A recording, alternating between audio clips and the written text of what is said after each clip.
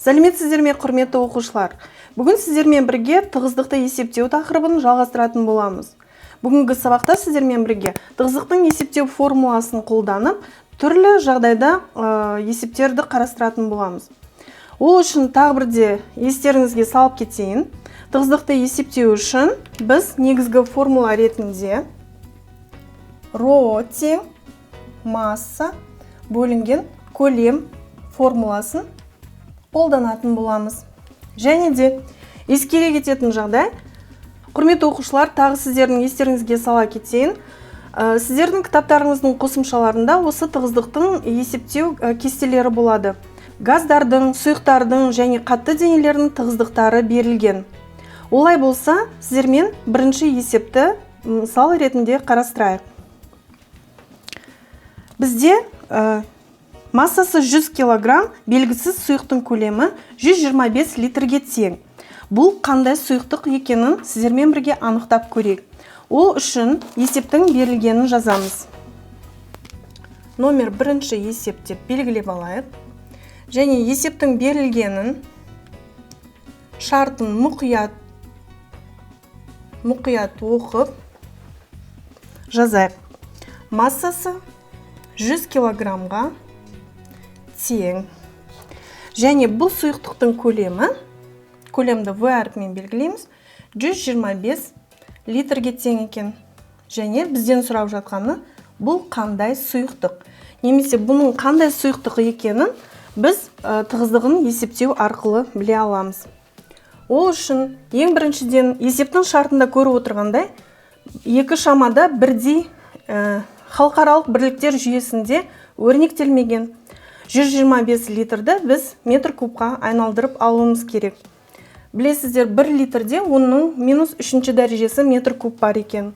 Сондықтан SI 125 көбейтілген оның минус 3 дәрежесі метр куб болады. Енді есептің шешуін табайық. Біз бағана айтып кеткен тығыздықтың формуласын қолданамыз. Ρ тең масса бөлінген көлем. Енді осы жерден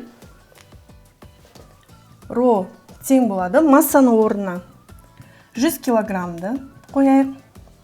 Және көлемнің орнына айналдырған 125 көбейтілген оның минус 3 дәрежесі метр кубты жазамыз.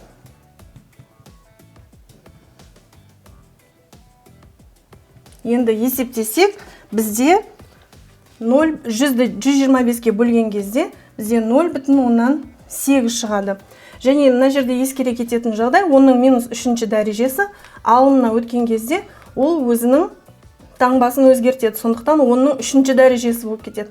0,8-ді оның 3 дәрежесіне көбейткен кезде бізде 800 килограмм метр куб шығады. Ал енді жаңағы айтып кеткен біздің қосымшамыздағы кестеге қарайтын болсақ, кейбір сұйықтардың тығыздықтары деген қосымшаға қараса, 800 килограмм метр куб бұл керосин екен. Жауабы бұл сұйықтық керосин. Ал енді қазір оқушылар, сіздермен бірге келесі мысалды қарастырайық. Келесі есептің шарты мынандай. Шойын шардың көлемі 125 сантиметр кубқа тең. Ал массасы 800 граммға тең. Шар тұтас па, әлде оның ішінде қуыс бар ма? Осыны анықтаймыз. Енді есептің тағы да шартын дұрыстап сіздермен бірге жазып алайық. Берілгені.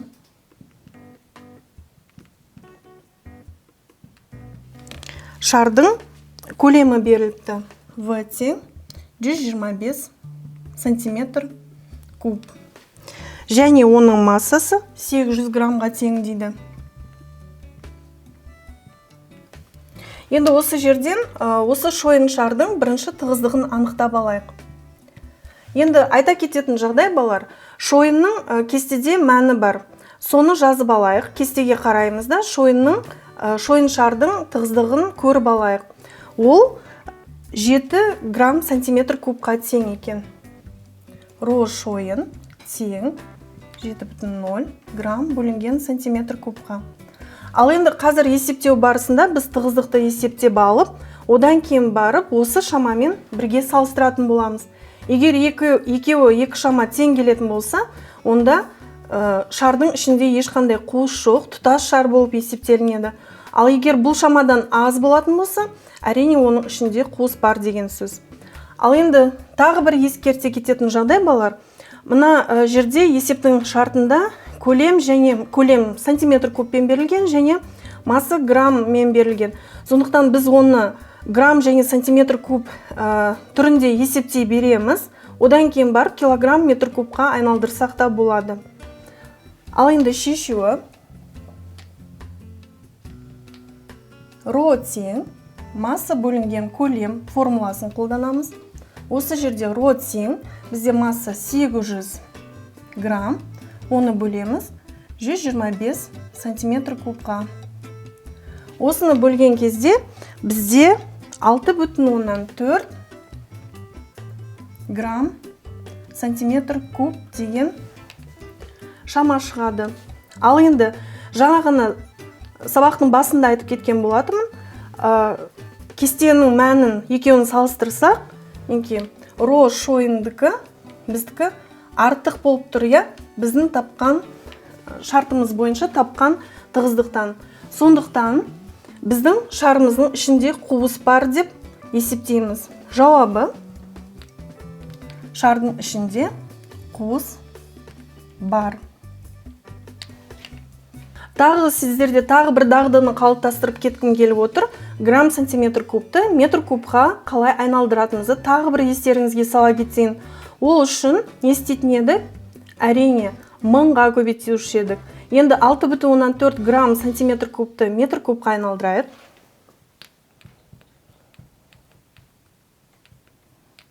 Метр кубқа айналдырғанда мыңға көбейтсек 6400 килограмм метр куб болады. Ал жаңағы шойын шардың тығыздығын тағы бір рет сантиметр кубпен өрнектелгендіктен, грамм сантиметр кубпен, оны да біз осы жерде айналдыра кетсек килограмм бөлінген метр кубқа. 7,0 грамм бөлінген сантиметр куб тең болады. Неге? 7000 килограмм бөлінген метр куб. Осы есептің ішінде сіздерде тағы бір дағды қалыптасты деген ойдамын. Грамм сантиметр кубты еркін килограмм метр кубке айналдыра аласыздар. Енді тағы да келесі бір мынандай есепті қарастырайық. Есептің шартын сіздерге оқып берейін. Болаттан жасалған бұйымның өлшемдері 1,5 метр көбейтілген 0,154 метр көбейтілген 0,175 метрге тең. Оның массасы неге тең болады? Енді есептің шарты бойынша бізге бұйымның өлшемдері берілген екен. Және оның массасын табу керек. Есептің берілгенін жазайық. Естеріңізге сала кетсейін, осы сабақтың алдында пішіні дұрыс денелердің көлемін анықтау деген тақырыпты қарастырған болатынбыз. Сол жерде, мысалға, параллелепипедтің көлемін өлшеу үшін біз оның енін, ұзындығын және биіктігін көбейткен болатынбыз. Дәл осы есепте осы біздің сол сабақтан алған біліміміз қажет болады. Есептің берілгенінде, демек, көлемді анықтау керек. Өлшемін жазайық. 1,5 метр көбейтілген 0,154 метр көбейтілген 0,175 метр. Енді осы бұйымның массасын анықтауымыз керек.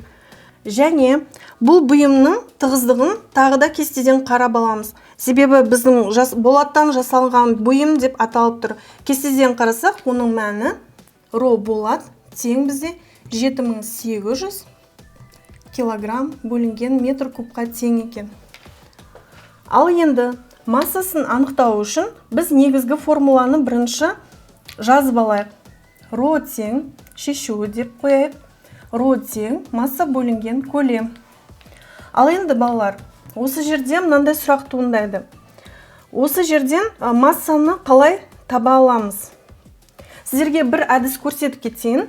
Үшбұрыш әдісі деп аталынады. Ол өте оңай. формулаларды еркін сіздер бір-біріне аудара аласыздар. Мысалы, қандай да бір үшбұрышты сызайық. Масса, тығыздық және көлем. Егер бұл әдіс бойынша, бұл өте тиімді әдіс. Мысалға, егер сіздер массаны көбейтулеріңіз керек болатын болса, массаны басқан кезде роны в-ға көбейте аласыздар. Немесе көлемді табу керек болатын болса, қолдарыңызбен көлемді басасыздар, сонда массаны роға бөлесіздер. Немесе тығыздықты табу үшін массаны көлемге бөлесіздер. Мінекей осы әдіс арқылы енді массаны табайық. Осы жерден роны көлемге көбейтеді екенбіз. Ал енді есептейік. Бірінші, көлемді нешеге тең екенін есептеп алайық. В тең болады 1,5 метр, 0,154 метр және 0,175 метрді көбейткен кезде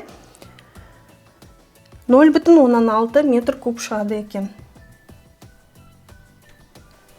Ал енді орнына қоятын болсақ, масса тең 7800 килограмм бөлінген метр куб, көбейтеміз 0,16 метр кубқа. Осы жерде метр кубпен метр кубты не қыламыз? Қысқартып кетеміз. 7800-ді 0,16-ға көбейту үшін бірінші 0-ді 0 жойып кетеді, бір-бірін жояды. Сонда 780-ді 6-ға көбейтсек, бізде 4680 килограмм деген массаның шамасы шығады екен. Есептің жауабы сонымен масса тең болады 4680 килограммға.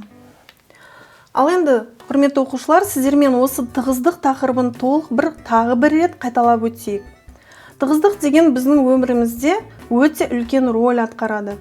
Мысалға, осы тығыздықты, заттардың тығыздықтарын білу арқылы неге сорпаның бетіне майдың қалқитынын, болмаса неге май мен су ешқашан бір-бірімен араласпайтынын, неге біз бензин өртенген кезде оны сумен өшіруге болмайды екенін жақсы түсіндік деп ойлаймын. Себебі олардың тығыздықтары әртүрлі.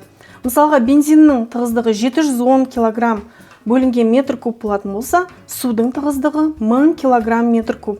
Сондықтан бензиннің үстіне суды шашқан кезде ол бәрібірде бензиннің астына өтіп кетеді.